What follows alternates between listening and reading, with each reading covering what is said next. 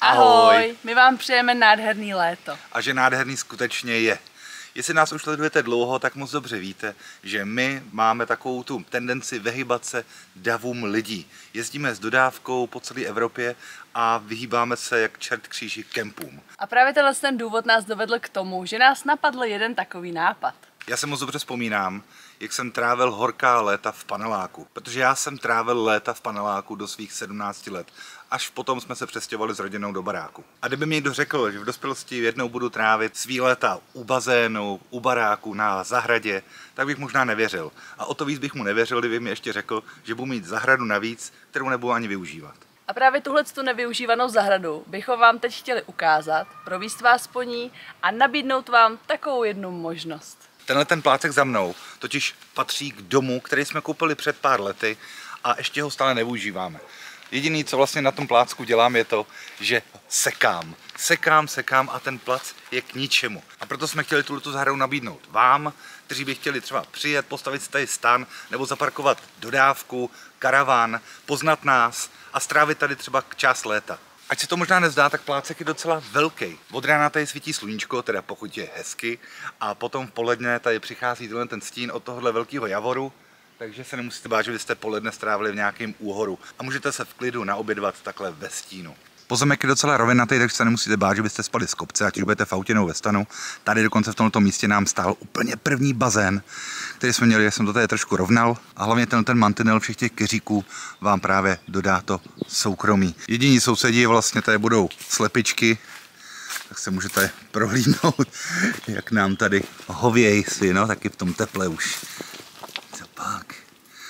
Takže jestli máte sousedy nějakou slepici a nemáte to rádi, tak možná to není úplně pro vás. Ale musíte se bát, kohouta nemáme, takže vás určitě nebude budit. Můžete si tady rozdělat oheň, anebo vám můžeme nabídnout i grill. A jelikož právě nemáme rádi přeplněný kempy a zároveň se strašně vážíme nějakého soukromí, tak jsme se rozhodli, že ten pozemek nabídneme exkluzivně, že tady vlastně nebudeme zvát nikoho přes sebe. Nechceme tady mít žádný nějaký minikemp. Když sem někdo přijede, tak to bude mít sám pro sebe. A to platí i pro koupelnu a záchod, která patří k tomu vedlejšímu domu, který vůbec nevyužíváme, ale koupelna tam je relativně hotová. Tady je hned záchod, zamykatelný, se zrcátkem. A hned vedle je koupelna s velkým sprchovým koutem, 2 umyvadly a zrcadly opět.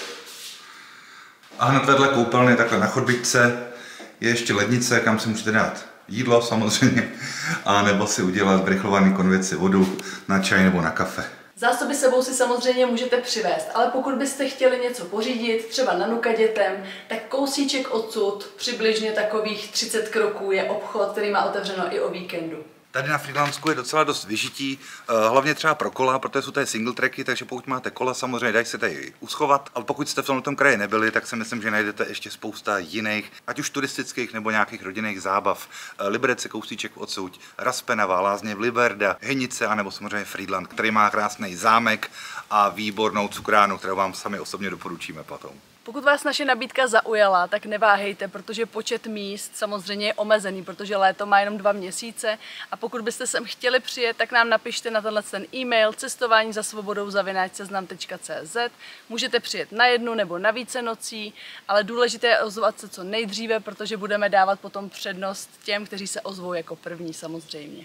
A jak už jsme říkali, budete tady sami. Nebude tady nikdo s vámi, bude to celé pro vás, jak ty umývárky, tak i ten prostor, i ta kola budete mít pod dohledem vlastně jenom vy sami, takže se určitě nemáte čeho bát, a hlavně toho, že by tady bylo narváno, jako třeba někde jinde v létě.